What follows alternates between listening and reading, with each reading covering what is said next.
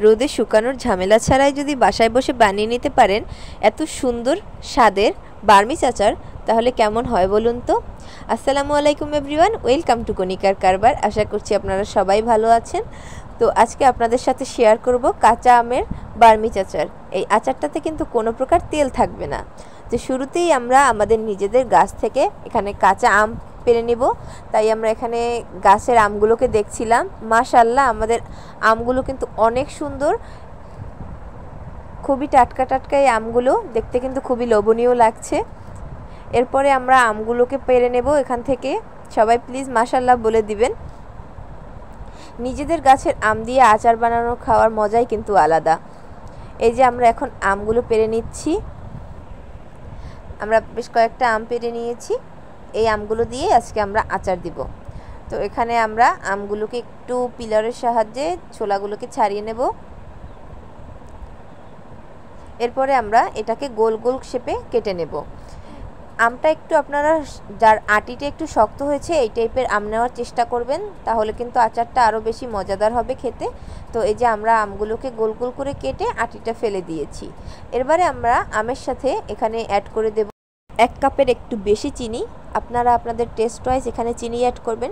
যদি একটু টক রাখতে চান সেক্ষেত্রে আপনারা চিনিটা কমও ইউজ করতে পারেন। এরপরে এখানে অ্যাড করে দেব আমরা 1 টেবিল চামচের মতো লবণ। সাথে অ্যাড করব 1/2 কাপের মতো সাদা ভিনেগার। এখানে আপনারা যদি আমটাকে স্টোর করতে চান তাহলে কিন্তু অবশ্যই ভিনেগারটা ইউজ করতে হবে। এই আচারে আমরা কোনো প্রকারের তেল ইউজ করব না এবং মশলাও খুবই কম পরিমাণে ইউজ করব। এবারে আমরা এই যে আমটাকে 1 ঘন্টার মতো রেস্টে রেখে দেব। 1 ঘন্টা পরেই দেখতে পাবেন চিনিটা কিন্তু অর্ধেক পরিমাণে গলে গিয়েছে এবং কিছুটা পানি বের হয়েছে চিনি থেকে। এ পর্যায়ে আমরা আরও কিছুক্ষণ আমটাকে রেখে এখানে আমরা একটা মশলা তৈরি করে নেব।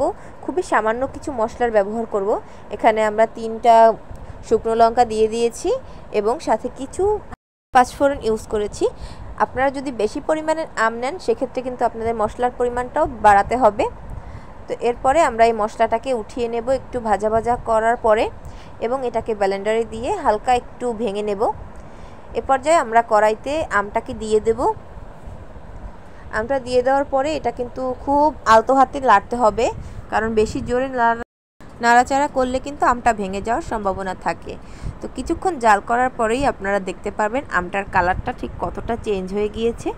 এখন পর্যন্ত আমরা কিন্তু কোনো প্রকারের মশলা ইউজ করিনি। আমটা কিন্তু এরকম বলক উঠলেই সফট হয়ে যাবে। এই যে দেখুন আমটা কিন্তু অনেক সফট হয়ে গেছে, কতটা গ্লসি লাগছে দেখতে। কোনো প্রকারের পানি কিন্তু এখানে আমরা ইউজ করিনি। ওই চিনি থেকে যে পানিটা বের হয়েছে সেটা দিয়ে কিন্তু আমটা ঠিক এইভাবে সফট হয়ে যাবে।